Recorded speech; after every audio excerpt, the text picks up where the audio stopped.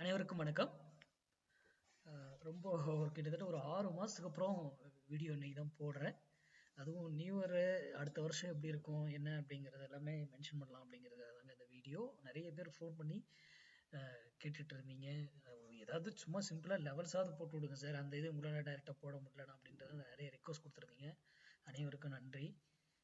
ஏன்னா எனக்கு வந்து என்னுடைய ட்ரேடிங் என்னுடைய இதில் கவனம் செலுத்துறதுக்கு எனக்கு சரியாக இருக்குங்க, நேரம் இல்லாதனால தான் அந்த இது எடுத்து போட முடியல. அதனால ஆப்ஷன் இது வந்து என்னால் அந்த டேட்டா எடுத்து போட முடியாது, டைம் இல்லை எனக்கு, அதனால தான். மற்றபடி அது இதாகிட்டு இருக்கும். நம்ம வந்து ஒரு பொசிஷனலாக ஒரு வியூ மார்க்கெட் வந்து எப்படி இருக்கலாம், என்ன நடக்கலாம் அப்படிங்கிறது எல்லாமே நம்ம வந்து மேக்ஸ் தான், எதையுமே நம்ம வந்து மேக்ஸ் தான் பிலீவ் பண்ணக்கூடியவங்க. நம்ம வீடியோ இதுக்கு முன்னாடி போட்டிருக்கிறது அத்தனையுமே பார்த்துருந்தாலும் தெரிஞ்சிருக்கும். கணக்கின் அடிப்படையில் தான் நம்ம எதையுமே செய்வோம். சரி, இப்போ நிஃப்டிக்குள்ளே போயிடலாம். ஓகேங்களா? ஃபர்ஸ்ட் நிஃப்டி பார்த்துருவோம் இயர்லி. அனைவருக்கும் இனிய ஆங்கில புத்தாண்டு நல்வாழ்த்துக்கள். சரி, ஃபர்ஸ்ட் நிஃப்டி இயர்லியில இந்த வருடம் இப்போ வரக்கூடிய 2024 நிஃப்டி பைல தான் இருக்கு. இந்த பிரைஸ் பாருங்க, நோட் பண்ணிக்கோங்க, 23,422 அல்லது 25,112. இதுக்குள்ள மார்க்கெட் உள்ள வந்துடுச்சுனாவே மார்க்கெட்ல கொஞ்சம் கேர்ஃபுல்லா இருங்க. இது எப்போ வரும் என்னங்கன்னா எலெக்ஷனுக்கு பிஃபோரா அது வர்றதுக்கான வாய்ப்பு இருக்கு அப்படின்னு நான் ப்ரெடிக்ட் பண்றேன். என்னுடைய இது வந்துடுச்சுன்னா அந்த ரேஞ்சுக்குள்ள வந்து, அதுக்கு முன்னாடியே வந்துடுச்சுனாலும் நம்ம வந்து அலர்ட் ஆயிடணும். அது இல்லை அந்த எலெக்ஷன் முடிஞ்ச ரிசல்ட் அப்போ வந்தாலும் நம்ம அலர்ட் ஆகிக்கணும். அதுக்கப்புறம் மார்க்கெட்ல கேர்ஃபுல்லா இருக்கணும். மார்க்கெட் வந்து இங்க இருந்து எங்க இருந்தாலும் ஒரு செல் ஆஃப் வர்றதுக்கான வாய்ப்பு இருக்கும். அதுக்கப்புறமும் அது மார்க்கெட் பின்னாடி வந்துட்டு அதுக்கப்புறம் கால்குலேஷன்ஸ் இன்னும் நிறைய வேல்யூஸ் எல்லாம் இருக்கு, கீழே வந்தா எங்க வந்தா திரும்பும் அப்படிங்கிறதுலாம் அது அந்த நேரா வரும்போது நான் அப்டேட் பண்றேன். ஓகேங்களா? இது வந்து இயர்லி வியூ நிஃப்டிக்கு. ஓகேங்களா? 2 வேல்யூ சொல்லியிருக்கேன். இந்த வேல்யூ வர வரைக்கும் எவ்வளவு மார்க்கெட் இறங்கினாலும் மறுபடியும் ஏறத்தான் செய்யும். முதல்ல அதை புரிஞ்சுக்கோங்க. நியூஸ், இண்டிகேட்டர், பேட்டர்ன், எது யார் என்ன எது வந்தாலும் மார்க்கெட்ல எவ்வளோ வந்து எது வந்தாலும் கீழே இறங்கினாலும் மறுபடியும் மார்க்கெட் மேலே ஏறத்தான், இதை நோக்கி செல்லத்தான் செய்யும். ஓகேங்களா? இது நம்ம இந்த இயர்னுடைய ஃபர்ஸ்ட் ப்ரெடிக்ஷன் நிஃப்டிக்கு. ஓகேங்களா? இந்த ஜோன் போனா கேர்ஃபுல் ஆயிடுங்க. ஓகேங்களா? அடுத்தது பேங்க் நிஃப்டி பார்த்துருவோமா? அதே பொசிஷன் பேங்க் நிஃப்டி சரி, 51,752 55,222. நிஃப்டிக்கும் பேங்க் நிஃப்டிக்கும் சேம் தான். அதே போல இந்த பிரைஸ் வந்து பிஃபோரா போய் ரீச் ஆயிடுச்சுன்னா டைமிங் இருந்து இதெல்லாம் டைமிங்ல எரேஸ் பண்ணுவாங்க. ஃபுல்லா டைமிங், அதுக்கு டேட் இருக்கு. ஒரு குறிப்பிட்ட டைமிங்குள்ள அது வந்தாதான் அது வந்து அந்த பிரைஸ்ல இருந்து அதுக்கப்புறம் டைம் எடுத்து இதாகும் கீழே இறங்குறதுக்கு. இல்லையா முன்னா லேட்டா கரெக்டா டைம் போகுதுன்னா கரெக்டா போய் டச் பண்ணிட்டு அது கரெக்டா இறங்கும். ஏன்னா எலெக்ஷனுக்கு அப்புறம் ஃபாலோ ஆகலாம், இல்லை பிஃபோரா போகுதா, எந்த இடத்துல போய் எந்த டைமிங் அது போய் ரீச் ஆகுதுன்றது நமக்கு தெரியாது. அது யாராலும் நம்மளால சொல்ல முடியாது. கரெக்டுங்களா? அப்போ எவ்வளவு கீழே இறங்கினாலும் எகைன் மார்க்கெட் இதுக்கு தான் போகும். ஓகேங்களா? எலெக்ஷனுக்கு பிஃபோரா இந்த டார்கெட் இதை அடிக்குதா இல்லை இதை அடிக்குதா டைமிங் எடுத்துக்கும்.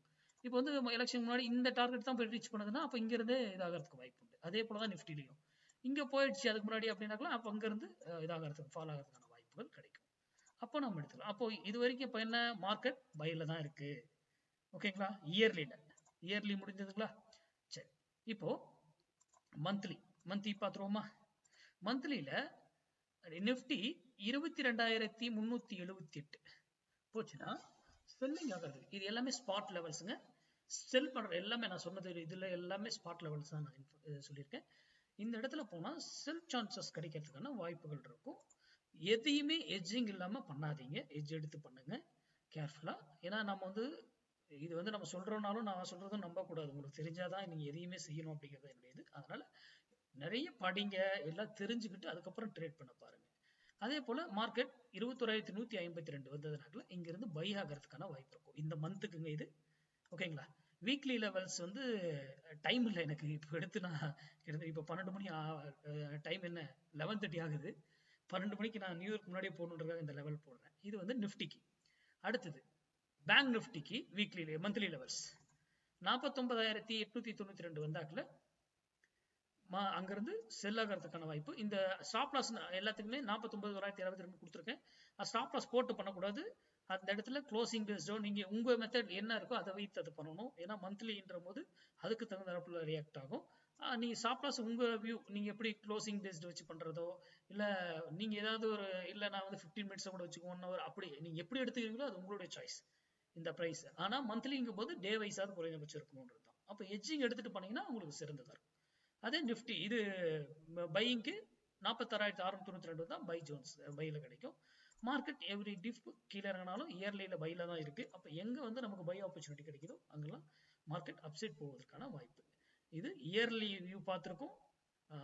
அதே போல மந்த்லி வியூ பார்த்துருக்கோம். நிஃப்டி பேங்க் நிஃப்டி இது மட்டும்.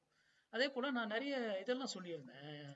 நம்ம ஸ்டூடெண்ட் இதில் இருக்கவங்க நிறைய ஃபோன் பண்ணி கேட்டவங்க கூட எஸ்ஐபி மெத்தடில் முதலீடு பண்ணுங்க, எது இதில் பண்ணணும் அப்படிங்கிறத கூட ஒரு வீடியோவில் மென்ஷன் பண்ணியிருந்தேன். அதெல்லாம் நான் வந்து அந்த இதான் நியராக வரும்போது ஒரு இடத்துல வந்து புக் பண்ணுறதுக்கான சான்ஸ் கிடைச்சா புக் பண்ணிட்டு எகைன் கீழே வரும்போது மறுபடியும் நீங்கள் எல்லாத்தையும் வாங்கிக்கலாம். வாங்கின விலைக்கு கூட கிடைக்கலாம் மேபி. அப்போ நீங்கள் மறுபடியும் பர்ச்சேஸ் பண்ணிக்கலாம். அதுக்கு தகுந்த இது வரும்போது நான் அப்டேட் பண்ணுறேன். நான் மாதத்திற்கு ஒரு வீடியோவும் அப்புறம் வாரத்திற்கு ஒரு வீடியோ மட்டும்தான் என்னால் போட முடியுங்க. ஏன்னா டைம் இல்லை, அதனால தான் மன்னிச்சுக்கோங்க. ஓகேங்களா? இது உங்களுக்கு வந்து எட்ஜிங் இல்லாமல் எந்த ஒரு ட்ரேடும் எடுத்து பண்ணாதீங்க. யார் சொன்னாலும் நம்பி பண்ணாதீங்க, நான் சொல்றதும் நம்பி பண்ணாதீங்க.